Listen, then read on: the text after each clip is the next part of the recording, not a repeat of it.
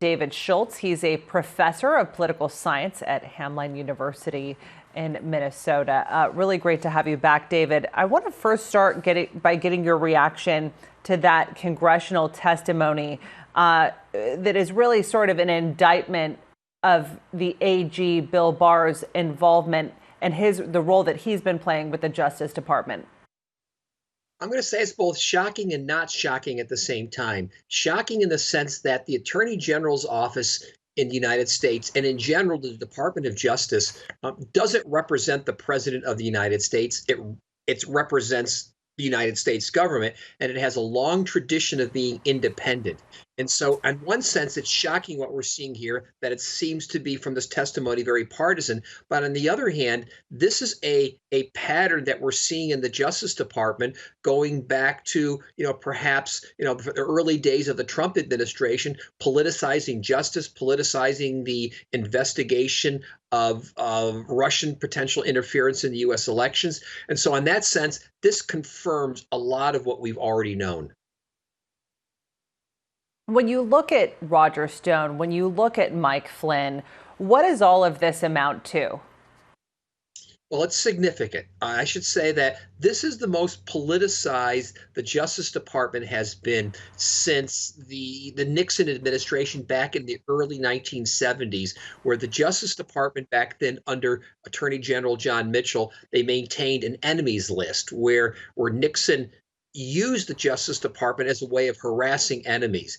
Here, we're not so much getting stories now about Justice Department harassing enemies so much as we're getting what? Very explicit interference by the president, by the attorney general in terms of trying to influence cases. And again, this is, let's say, unprecedented in the last half century and something relatively rare in American history. And it really threatens not only the integrity of, let us say, the Justice Department, but as we saw today, where we now have the courts involved, and we have the Trump administration very successfully putting its own appointees into the federal courts. This runs the danger of also risking the independence of the federal judiciary at the same time. Yeah, you bring up a really good point, David. Where does the Supreme Court stand on all of this? Well, at this point, the Supreme Court's not involved. But again, look at the Michael Flynn case, where the Court of Appeals in the Michael Flynn case directed the lower court to dismiss the case. Potentially, this is a case that could be appealed now up to the U.S. Supreme Court. And we know that the Supreme Court is let's say, balanced at least 4-4 between liberals and conservatives. And depending on where Justice Roberts is, it might very well be leaning in support of the President of the United States.